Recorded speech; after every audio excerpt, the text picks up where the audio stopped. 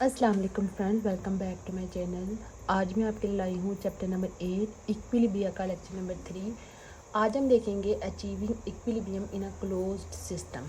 किसी भी close system के अंदर इक्विलिब्रियम को कैसे अचीव किया जाता है। ठीक है, अब हमारे पास जब हम कोई भी रिएक्शन प्रोसीड हो रहा होता है तो रिएक्शन जो है वो दो तरह के सिस्टम के अंदर प्रोसीड होता है। एक सिस्टम होता है ओपन और एक सिस्टम होता है क्लोज। यानी कि हमारे पास जो रिएक्शन के सिस्टम होते हैं वो क्या होंगे, दो तरह के होंगे। एक सिस्टम होगा ओपन सिस्टम जो कि ऊपर से ओपन होगा और दूसरा सिस्टम क्या होगा, क्लोज्ड होगा। ठीक है, जो हमारे पास ओपन सिस्टम होगा यानी कि ओपन सिस्टम आप समझ लें कि इस टाइप का है। सपोज कि हमारे पास कोई बीकर है, ये ऊपर से क्या होगा, ओपन है। तो यहाँ से हमारे पास जो भी प्रोडक्ट बन रहा है तो वो इजीली यहाँ से ऐसे करके ऊपर एटमॉस्फेयर में जा सकता है। बिल्कुल ओपन है, यहाँ पे कोई ऊपर से इसको क्या किया हुआ है, कवर नहीं किया, यानी कि ओपन कंटेनर या एक ओपन वेसल है। ठीक है, तो यहाँ पे जो भी प्रोडक्ट बन रहे हैं वो इजीली एवापोरेट होकर फ़ज़ा में जा सकते हैं। जो ओपन सिस्टम होता है, याद रखें कि इस तरह के सिस्टम में कभी भी इक्विलिब्रियम अचीव नहीं हो सकता। ठीक है, कैन नॉट अचीव इक्विलिब्रियम।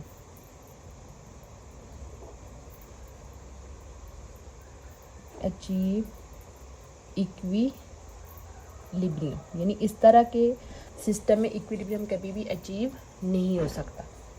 अगर आप रिवर्सिबल रिएक्शन भी लें उसमें भी अचीव नहीं होगा।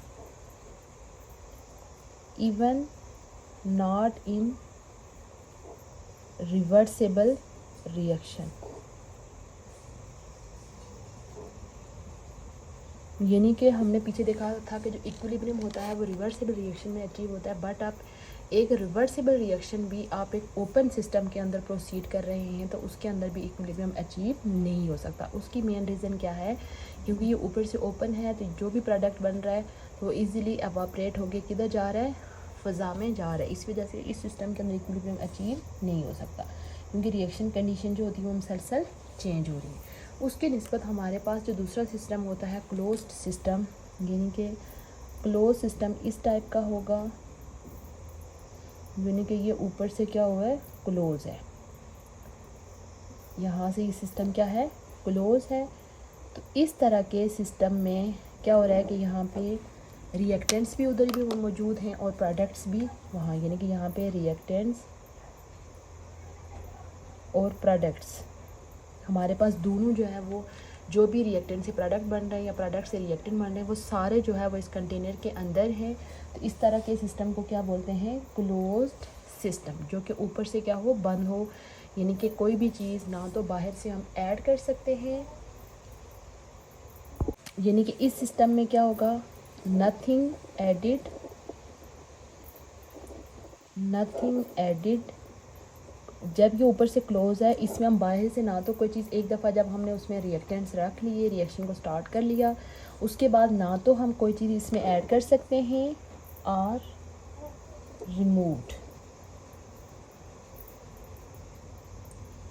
यानी कि अंदर से ना तो कोई चीज़ बाहर रिमूव की जाएगी और ना ही कोई चीज़ बाहर से क्या कर की जाएगी, इस सिस्टम में ऐड की जाएगी। इस तरह के सिस्टम में क्या होता है, इक्विलिब्रियम को अचीव किया जा सकता है। Equilibrium can be achieved easily, achieved easily. Equilibrium आपको पता है कि क्या होता है, हम पीछे भी हमने डिस्कस किया था, रेट, ठीक है, rate of forward reaction is equal to rate of backward reaction. यानी कि जो दोनों रेट हैं फॉरवर्ड रिएक्शन के और बैकवर्ड रिएक्शन के, वो दोनों क्या होंगे, इक्वल होंगे। तो ये हमारे पास क्या कहलाता है, इक्विलिब्रियम कहलाता है, इक्विलिब्रियम कहलाता है। ठीक है, तो लेकिन क्या हमारे पास जो क्लोज सिस्टम है उसके अंदर जो इक्विलिब्रियम है वो फ़ौरन अचीव होता है? नहीं, फ़ौरन अचीव नहीं होता। वो तीन यानी कि वो कुछ स्टेप से गुजर के हमारे पास क्या होता है, इक्विलिब्रियम अचीव होता है। ठीक है, हम यहाँ पे इस चीज़ को ग्राफ की फॉर्म में शो करेंगे। यहाँ पे तीन ये पहले हम एक वन बाय वन तीनों ग्राफ को एक्सटेंड करेंगे। यहाँ पे हमारे पास टाइम है, ठीक है, और यहाँ पे हमारे पास क्या है, रिएक्शन रेट है।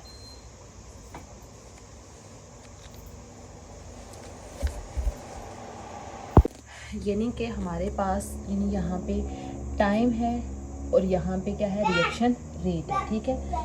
तो अगर हम सबसे पहले बात करें कि शुरू में सपोज हमारे पास कोई सी दो चीज़ें हैं, यानी कि ये हमारे पास क्या है, रिएक्टेंट है, ठीक है। तो शुरू में क्या होगा कि जस्ट हमारे पास रेट ऑफ फॉरवर्ड रिएक्शन क्या होगा, बहुत ज़्यादा होगा, क्योंकि उस टाइम हमारे पास क्या है, प्रोडक्ट है नहीं, ठीक है। रिएक्टेंट जो है वो मुसलसल किस में चेंज होते जाएंगे, प्रोडक्ट्स के अंदर चेंज हो जाएंगे। तो यानी कि जो टाइम गुजरता जाएगा हमारे पास ये जो रेट है ये क्या होता जाएगा, कम होता जाएगा, इस तरह से करके डिक्रीज़ होता, और यानी कि ये रेट जो है वो उस टाइम तक डिक्रीज़ होता जाएगा जब हमारे पास रिएक्टेंट जो है वो ऑलमोस्ट मुकम्मल तौर पर किसके अंदर चेंज हो जाएंगे, प्रोडक्ट्स के अंदर चेंज हो जाएंगे, ठीक है। यानी कि रेट आहिस्ता आहिस्ता, शुरू में ये रेट बहुत ज़्यादा हाई होगा, क्योंकि हमारे पास उस टाइम कोई प्रोडक्ट है ही नहीं, सारे हमारे पास रिएक्टेंट ही मौजूद हैं और रिएक्टेंट प्रोडक्ट के अंदर चेंज हो रहे हैं। यानी कि स्टार्ट में हमारे पास कोई भी जो दूसरा वाला रेट है बैकवर्ड रिएक्शन वो बिल्कुल होगा ही नहीं, बिल्कुल ज़ीरो होगा। उसके बाद हमारे पास नेक्स्ट हम अगर देखें कि जो दूसरा है बैकवर्ड रिएक्शन के लिए अगर हम देखें, ये हमारे पास टाइम है, ये हमारे पास किसकी डायग्राम है, फॉरवर्ड के लिए, ठीक है। टाइम जा रहा है और ये हमारे पास किसके लिए है, रिवर्स के लिए है। तो इधर हमने लिया हुआ है रिएक्शन रेट।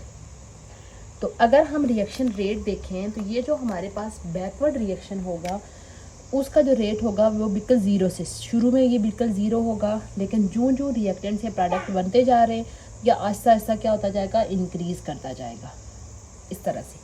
शुरू में ये बिल्कुल ज़ीरो होगा, यानी आप कह सकते हैं कि जब रिएक्शन के स्टार्ट में जो रेट ऑफ फॉरवर्ड रिएक्शन है वो क्या होगा, हाई होगा, और रेट ऑफ रिवर्स रिएक्शन जो होगा वो क्या होगा, बिल्कुल ज़ीरो होगा, ठीक है। और जो रिएक्शन प्रोसीड होता जाएगा ये रेट कम होता जाएगा, और जबकि जो रिवर्स रेट है बैकवर्ड रिएक्शन का वो होता जाएगा, इंक्रीज़ करता जाएगा, ठीक है। अब एक तीसरी डायग्राम देखें, ये हमारे पास क्या है, टाइम है, यानी कि ये तीसरी डायग्राम हमारे पास किसके लिए है, इक्विलिब्रियम के लिए है। इक्विलिब्रियम कब अचीव होता है, ये इधर हमारे पास क्या होगा, रिएक्शन रेट है, ठीक है। तो ये दोनों रिएक्शंस को इकट्ठा करके शो करते हैं। यहाँ से हमारे पास जो है वो रिएक्शन आ रहा है फॉरवर्ड रिएक्शन, ठीक है। तो यहाँ से हमारे पास क्या हो रहा है, रिवर्स रिएक्शन जो है वो इंक्रीज़ हो रहा है, ठीक है। एक टाइम हमारे पास ऐसा आएगा कि ये जो रेट है फॉरवर्ड का और ये दूसरा रेट हमारे पास क्या होगा, रिवर्स का, यानी कि ये जो पॉइंट है ये ऐसा होगा कि रेट हमारे पास क्या हो जाएंगे, इक्वल हो जाएंगे। Rate of forward reaction is equal to rate of reverse reaction, यानी इस पॉइंट पे आके दोनों रेट हमारे पास क्या होंगे, इक्वल हो जाएंगे। तो ये हमारे पास ये जो इक्विलिब्रियम अचीव हुआ है ये हमारे पास किस में अचीव हुआ है, एक क्लोज कंटेनर के अंदर अचीव हुआ है, क्लोज्ड कंटेनर, ठीक है, जिसके अंदर हमारे पास प्रोडक्ट भी मौजूद हैं और रिएक्टेंट भी मौजूद हैं। इसमें हमारे पास क्या हो जाएगा कि रिएक्टेंट जिस स्पीड से प्रोडक्ट में जा रहे हैं उसी स्पीड से हमारे पास प्रोडक्ट वापस किस में चेंज हो जाएंगे, रिएक्टेंट के अंदर चेंज होंगे।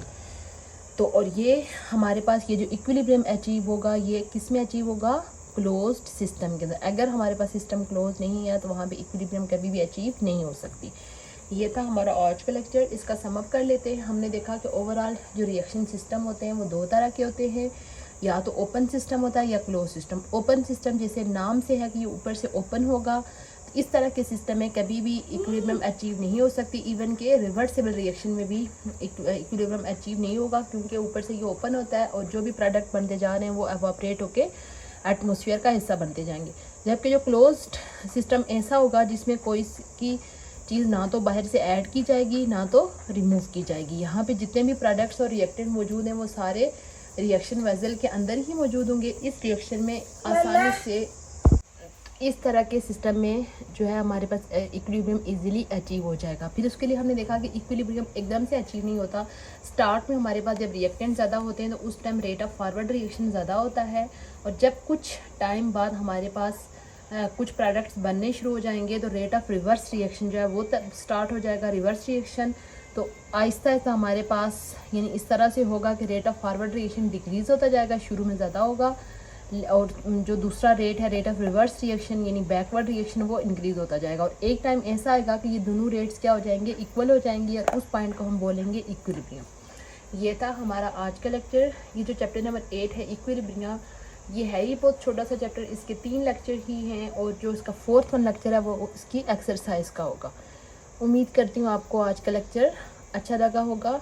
अगर चैनल पे पहली दफ़ा आए हैं तो प्लीज़ चैनल को सब्सक्राइब कर लीजिए, अपने दोस्तों के साथ भी शेयर कीजिए। इंशाल्लाह बहुत जल्द इसी चैप्टर के जो लास्ट लेक्चर है एक्सरसाइज का सलूशन वो लेके हाज़िर होंगी। तब तक के लिए अल्लाह हाफिज़।